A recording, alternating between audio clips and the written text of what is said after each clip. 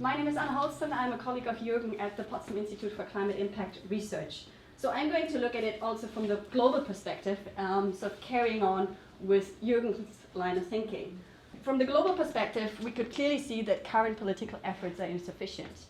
Carrying on in a business-as-usual way, we're going to end up with something around 70 gigatons global greenhouse gas emissions by 2030. So it's sort of in a midterm range. Where we actually want to head at, if we at least want to have a likely chance to limit the global warming to 2 degrees, which we're intending to do in the climate negotiations, we're going to end up with around 42 gigatons. If we want to have a good chance, this would be even less. Even considering current country pledges, so sort of what countries intend to reduce in the next decades, we're going to end up with a range of about 56 to 59 gigatons global carbon emissions. So there's still a huge gap, even considering these country pledges for the next decades.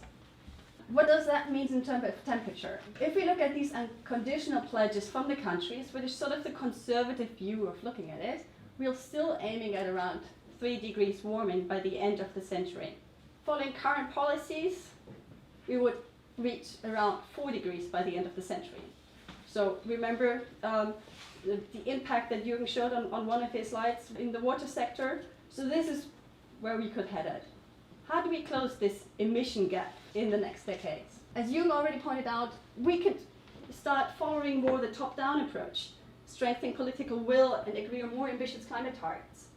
But we have seen that negotiations have vague outputs until now, and they're still dragging and dragging on.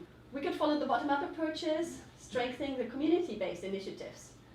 They're, to my point of view, a bit faster. They have produced a bit of outcome already. But these two approaches are definitely interdependent of each other. And we should not forget this link between these approaches. And there's 3 factors also linking them. It's innovation, efficiency, resource efficiency, and lifestyles.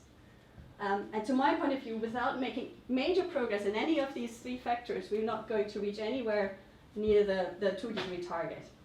Are the efforts enough for community-based initiatives to fill this emission gap? Frankly, we don't know, because we don't have systematic data from community-based initiatives. So we need really a systematic comparison and quantification of impacts of these initiatives.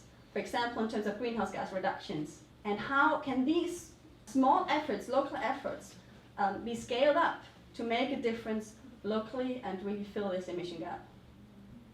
Thanks.